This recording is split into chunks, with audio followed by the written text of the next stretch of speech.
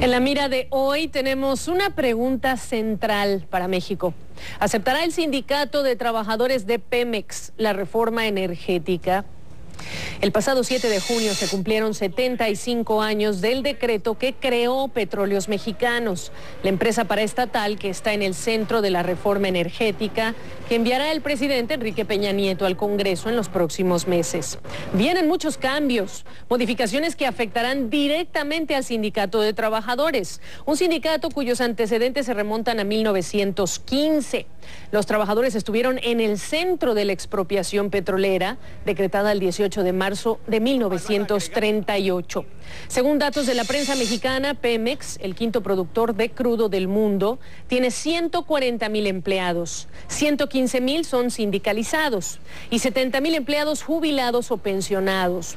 Ya se siente la presión sobre las finanzas. Pemex tiene un pasivo laboral de 1,3 billones de pesos. Son pagos que deben hacerse a jubilados y por derechos adquiridos por los trabajadores en activo.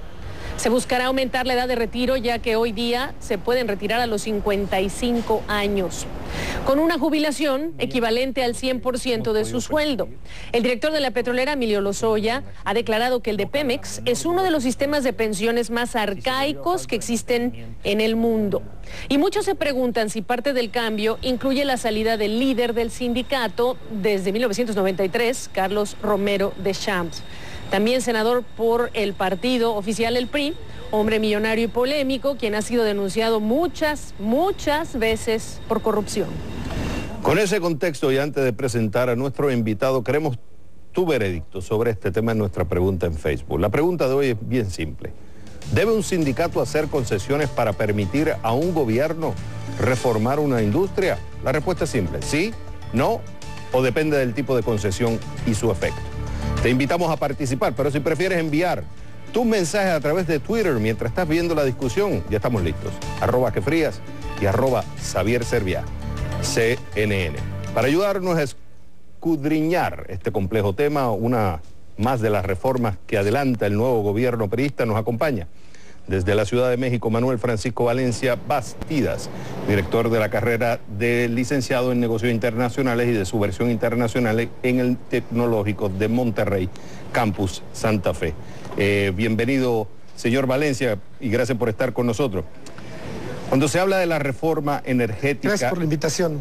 Como siempre, cuando se habla de la reforma energética en México, que dicen que es una de las reformas más grandes, que es más ambiciosas que tiene el presidente Peña Nieto, no se puede dejar de lado el sindicato. Ahora, lo que están diciendo es que esta reforma energética no está tocando el sindicato. Y voy a citar a David Penchina, que es el senador priista del Partido Oficialista por el Estado de Hidalgo, que dice que mientras no haya una reforma laboral, que no tiene nada que ver con la reforma energética, porque por un lado está la reforma energética y por otro lado está la reforma laboral.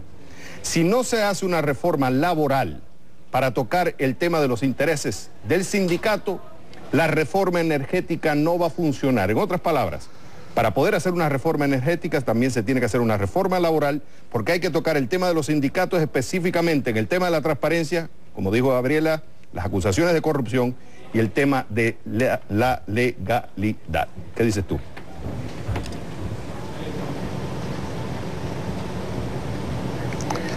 Es correcto, el gran tema es México, ni siquiera es Pemex, sino se trata de la competitividad y la rentabilidad de nuestro país. De hecho, se esperaría incluso una respuesta propositiva de parte del sindicato, lo cual evidentemente es difícil, pero así debiera ser. Cuando tenemos que empezar a ver hacia el futuro, hacia el México de los próximos 20 años y a cómo verdaderamente necesitamos mantener rentable, competitiva y lista para este desarrollo del siglo XXI a Pemex. En esencia, el gran tema es competitividad y el otro gran tema es la transparencia. Vimos un ejemplo recientemente en México en lo que hizo el sindicato con Aeroméxico, donde verdaderamente hubo una apertura y una disponibilidad para negociar. El gran problema en Pemex es el tamaño de la fuerza laboral y lo poco competitivo que es la empresa bajo estándares mundiales.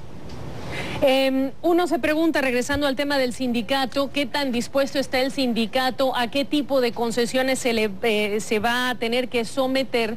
Si queremos entender que parte de la reforma energética implica revisar el vínculo entre la empresa, el dinero que recibe, el crédito que recibe, los créditos y la transparencia en la gestión de esos recursos, y que ha recibido por años, ¿de aquí en más?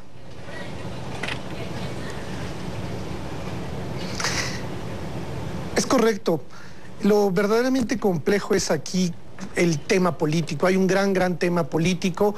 Se tiene que empezar a negociar, incluso yo propongo por partes con el sindicato en muchos sentidos. Cómo reducir la planta laboral de Pemex, cómo capacitar mejor al personal de Pemex y después cómo incrementar la productividad y hablar de transparencia.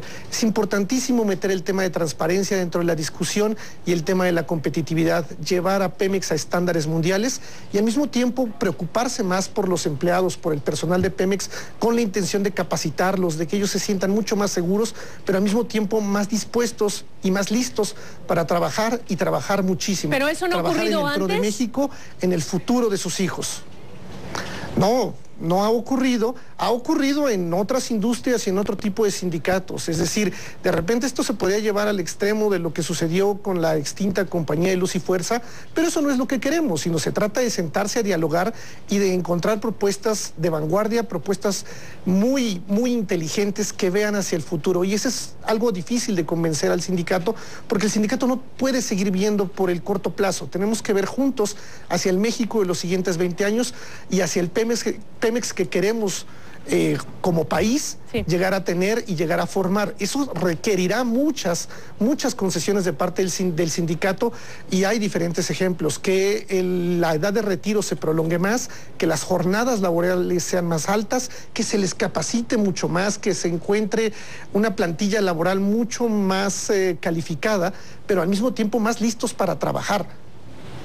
Ahora, estamos claros que tiene que haber una reforma. Se habla de una reforma energética. ¿Por qué? Porque Pemex necesita dinero. No está produciendo lo suficiente, la maquinaria no está adecuada, no hay los recursos suficientes para seguir expandiendo la producción que está necesitando México. Ahí entra el tema de los sindicatos. Pero sindicato y PRI están unidos. O sea, hay una realidad que el sindicato, cuando hablamos de PRI tenemos que hablar de los sindicatos. Entonces la pregunta que uno se hace es: si el gobierno que está presentando esta idea y dice quiero hacer una reforma energética, otro senador priista está diciendo sí, pero si tú no haces una reforma laboral que vaya unido a la reforma energética, es muy difícil que la reforma energética tenga el resultado que estás queriendo, porque tiene que haber un cambio en el marco laboral. La pregunta que me hago es: si hay las condiciones políticas dentro del partido del PRI para tomar esa decisión, o dentro del sindicalismo, cuando todavía estamos viendo que Deschamps sigue en el poder, no ha querido cambiar, no se ha querido mover, y van a querer seguir manteniendo el status quo, ¿o no? Sí, de hecho, tendríamos que pensar con Deschamps o sin Deschamps, en el sentido de que se necesita que la fuerza de los trabajadores se una y se vea reflejada en propuestas. Es correcta la visión del senador. Estrictamente hablando, necesitamos la reforma energética y la reforma laboral, pero también debiéramos poder hacer esto sin ninguna de las dos reformas. Es decir, por eso mi argumento es lo importante que es la competitividad del país y el futuro hacia donde queremos mirar. Eso sí requiere que se haga una reestructuración interna dentro de Pemex, insisto, con o sin reformas, ya sea laboral o energética. Dentro de la reingeniería con la que se debe plantear el trabajo en Pemex está el negociar con el sindicato, el reducir la plantilla laboral, el incrementar la competitividad y generar un esquema de transparencia como se hace en cualquier corporación que está emproblemada, donde se tiene que platicar con los sindicatos y con la empresa. Y ese es el tema, manejarla como empresa. Pemex hoy no es operada como una corporación. Voy a hacer una pregunta compuesta, pero primero, ¿reforma energética o voy a usar el término modernización de Pemex hacia el siglo XXI, con o sin Carlos Romero Deschamps? ¿Qué dice Manuel Francisco? Y después hago la otra parte de mi pregunta. Sí, es decir, de repente ¿con o sin la pena hasta que el señor Romero Deschamps hiciera... Es difícil contestar esto, debiera ser sin él, también porque ya pasó su ciclo, es decir, ya tuvo su liderazgo, ya cumplió con su sindicato y creo que el mismo sindicato debiera estar listo para renovarse. Pero su predecesor estuvo 40 años. Sindicatos en el mundo con una persona más joven. Sí, ese es el problema, es decir, a eso me refiero con este sindicato moderno, con una visión competitiva, donde entre ellos mismos se organizaran para hacer una transición transparente y una transición decente, me atrevo a decir. Pero podemos pensar que habrá rendición de cuentas, y ahí esa es la otra parte de mi pregunta, en el sentido de que hemos hablado de un líder sindical que desde el año 2000 ha sido cuestionado por el desvío de recursos, el famoso Pemex Gate, hacia uno de los candidatos del partido hoy en el gobierno. Hemos hablado de las acusaciones incluso de propios trabajadores de Pemex en contra del líder sindical. Hemos hablado de los hijos del líder sindical, quien por cierto es millonario y él comenzó como chofer del anterior líder sindical y ahora tiene casas y tiene departamentos y autos de lujo, casas en otros países. Aquí de lo que se trata es hablar de un sindicato no solo que gestiona de manera transparente, sino que hay castigo y hay rendición de cuentas y hay divulgación de cómo se usan los préstamos que da Pemex a su sindicato, que hasta ahora ha sido un tema oscuro. Sumamente oscuro. Se requiere inteligencia política y que el gobierno verdaderamente sacrifique y haga el movimiento político. Ya lo hizo en el sindicato de la educación, no sabemos si está terminada o no la acción, y de ese tamaño se necesitaría. Ese es un camino, evidentemente. El otro, insisto, podría ser que se retirara el señor Romero Deschamps, que después, ya retirado, se le investigara, se le juzgara, se le evaluara, ¿ok? Y eso incluso hablaría, yo creo, de buena voluntad de parte de él y de apertura.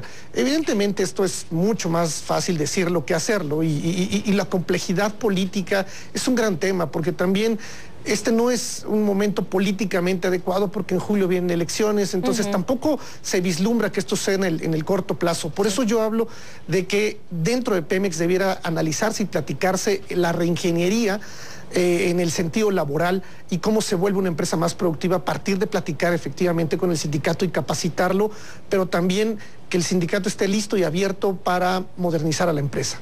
Al final todos ganan y quien tiene que ganar acá es México. Ahora la pregunta es, si lo van a hacer, esa es la que tenemos que investigar. Manuel Francisco Valencia, gracias por estar con nosotros.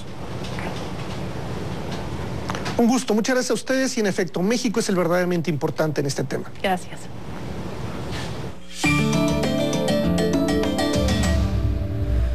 ¿Quién gana hoy? 1984, la novela de George Orwell, porque está entre los textos más demandados luego de revelarse el sistema de vigilancia del gobierno estadounidense a sus ciudadanos. Consumidores se lanzaron a comprar esta novela sobre una sociedad distópica, sin secretos, ante el gran hermano. Varias ediciones entraron en la categoría de los más vendidos. El fin de semana, Edward Snowden, contratista de la Agencia Nacional de Seguridad y programador de la CIA, de hecho hace una semana, filtró a la prensa detalles del esquema de vigilancia PRISM. En entrevistas, Snowden describió Internet como una televisión que te observa. Una imagen muy cercana a las telepantallas con que Orwell soñó y con las que el gobierno espía a sus ciudadanos.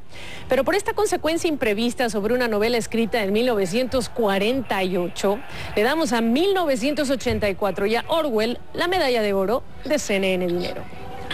¿Y quién pierde hoy? El nubarrón de dudas que cae sobre Leo Messi, porque la Fiscalía catalana lo acusa de defraudar al fisco español. En una querella de 13 hojas, la Fiscalía de Barcelona acusa a Leo Messi y a su padre de defraudar en unos 4 millones de euros, o sea, más de 5 millones de dólares a la Hacienda española. La Fiscalía alega que durante los ejercicios 2006 al 2009, Messi obtuvo ingresos importantes derivados de la cesión a terceros de los derechos de explotación de su propia imagen, ingresos por los que debió haber tributado. En un comunicado, el señor Leo Messi respondió: nos hemos enterado por la prensa de las acciones iniciadas por la Fiscalía Española, algo que nos causa sorpresa porque nunca hemos cometido infracción alguna. Siempre hemos atendido todo